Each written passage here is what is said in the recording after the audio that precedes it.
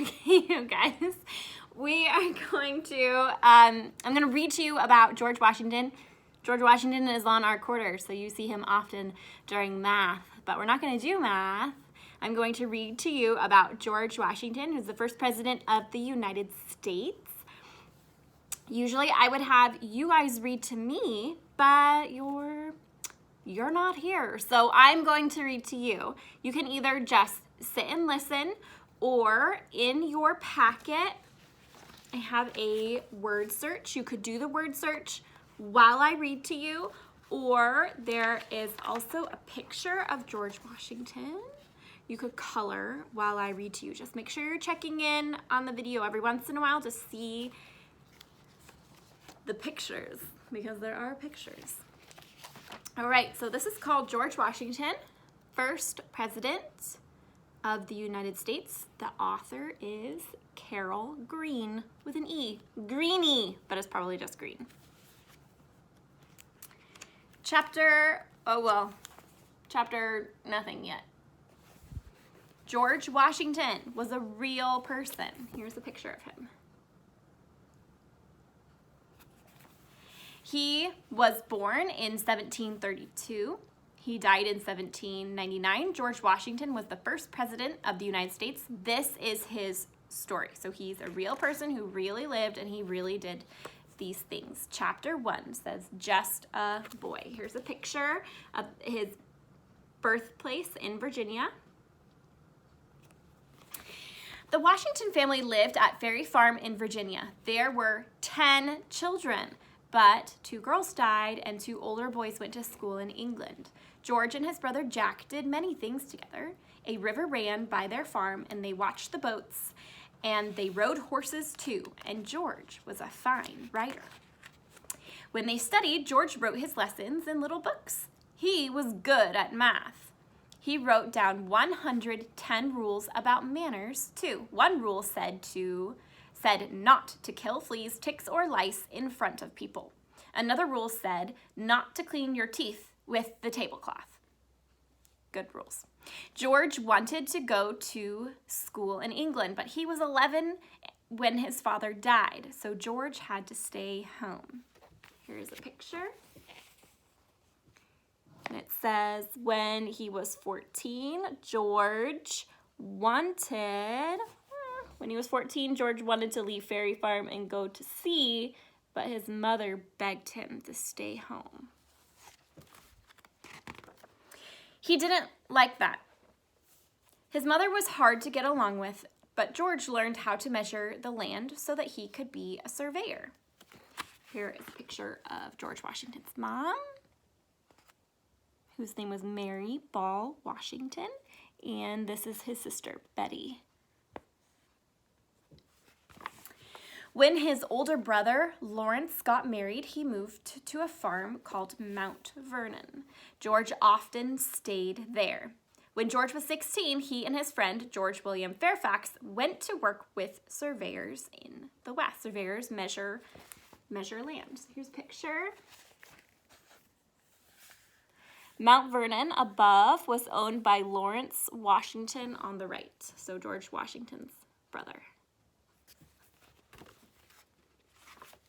George slept outdoors. He paddled a canoe and saw Indians dance.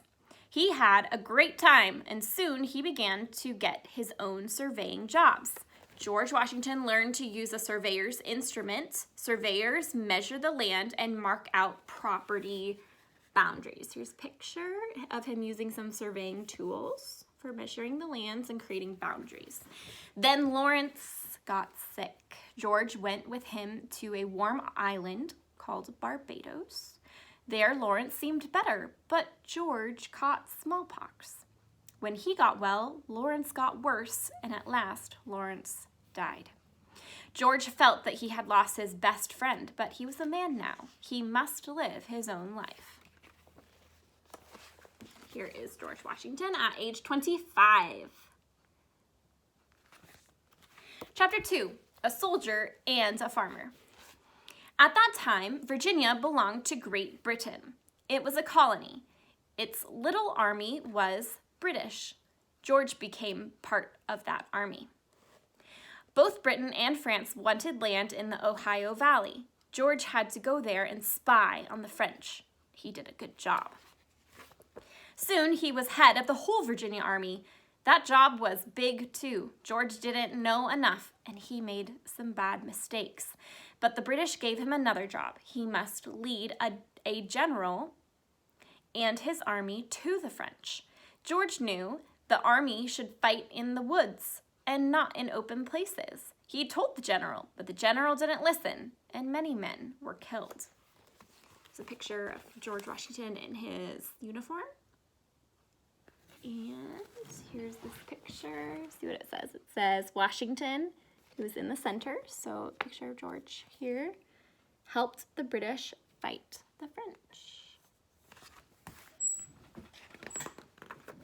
George almost died too, but he got home and people called him a hero. He fought with the British against the French for 3 long years. When he knew for sure the British would win, he quit the army. It says Washington on the white horse. So right here, George raises his hat as his soldiers raise the British flag over Fort. Oh no, it's a huge French name. Duquesne. Duquesne? James Beecham will have to help us out with this one. In Pennsylvania, after the French gave up the fort. George had Lawrence's house at Mount Vernon. So he quit the army and then he went to Mount Vernon. And now he would be a farmer. He got married too. Martha Custis was a widow with 2 small children, Patsy and Jackie. Everybody liked Martha. Here's a picture of Martha. And it says young Martha. George meets Martha and her children. So Martha, George, and the kiddos. George worked hard. He learned ways to use his land better. He bought more land and he made the house bigger. Land at Mount Vernon. So beautiful. Oof. But as time went by, George kept thinking about his country, and at last he decided that America should not belong to Great Britain anymore. The Washingtons had fun too, and they gave parties, and they went to parties, and they went to plays, and George liked puppet shows. Here's a picture. Ooh. Chapter 3, The Fight for Freedom. Many other people shared George's feelings about wanting America not to belong to Great Britain anymore, but wanted America to be free and independent from Great Britain. So they shared George's feelings. Britain made the colonies pay a lot of taxes, but the colonies had no power in government. So here's a picture. It says the colonists burned tax stamps. They were protesting the rights of the English king and government to tax them.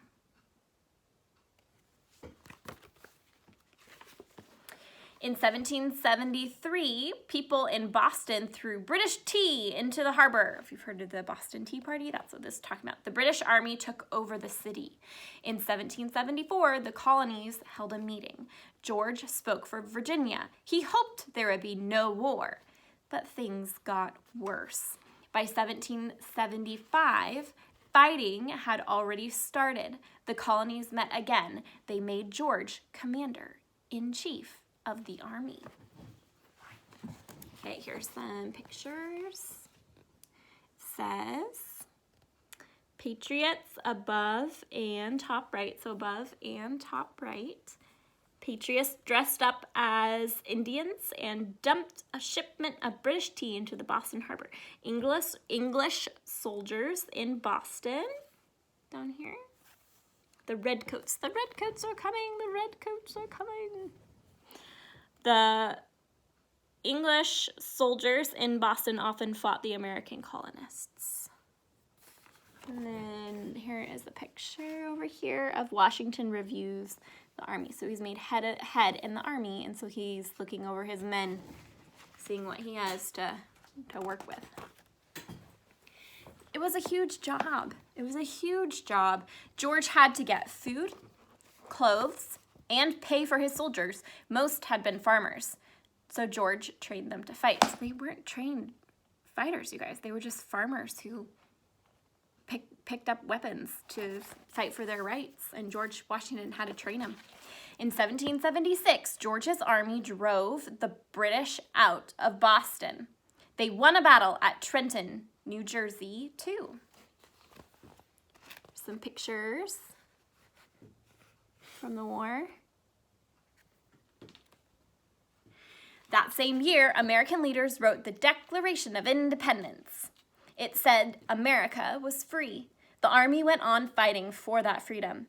They had bad times, but the winter of 1777 to 1778 was the worst. George stayed with his men at Valley Forge in Pennsylvania. A picture of them signing the Declaration of Independence. At first, they lived in tents in the snow. They had almost no clothes or blankets. Some had no shoes. When they got food, it was bad food. One soldier said his soup had dirt and burnt leaves in it, and he'd rather eat the air. After a while, things got better, but no one ever forgot that winter at Valley Forge. Fighting in the snow. Soldiers stand watch at Valley Forge. That's above right here. And then this one says George Washington's Valley Forge headquarters. His headquarters. By the end of the bitter winter at Valley Forge, more than 2,500 soldiers died. Not because of fighting, but because of sickness.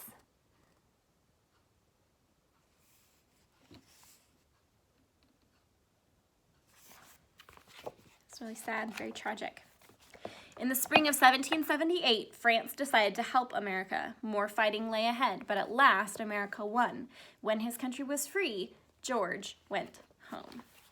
George was a really great leader, you guys, but he did not love war. It's not like he was excited to go to war. He didn't want war, but he was excellent at leading his soldiers. Chapter 4 is called President Washington. For the next few years, George worked at Mount Vernon. Many people visited him. Artists painted his picture, like this one. George and Martha had no children together. Patsy and Jackie had died, but the Washingtons adopted Jackie's children, George and Nellie, so they raised their grandkids. George loved being at home, but the country needed a new government. So in 1787, he met with other leaders. They wrote the rules for the new government. We call these rules the Constitution. So it's George Washington here, right here. Standing at the desk was the president of the meeting that created the Constitution. The rules for our government. Then in 1789, George was elected the first president of the United States. I bet you all knew that. He thought he was not good enough to be president, but he took the job.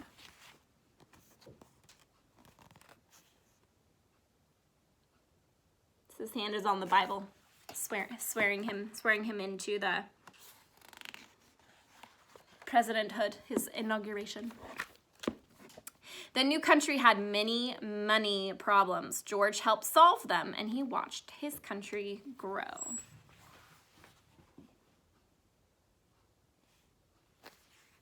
At first, the government met in New York City, and then it moved to Philadelphia, Pennsylvania.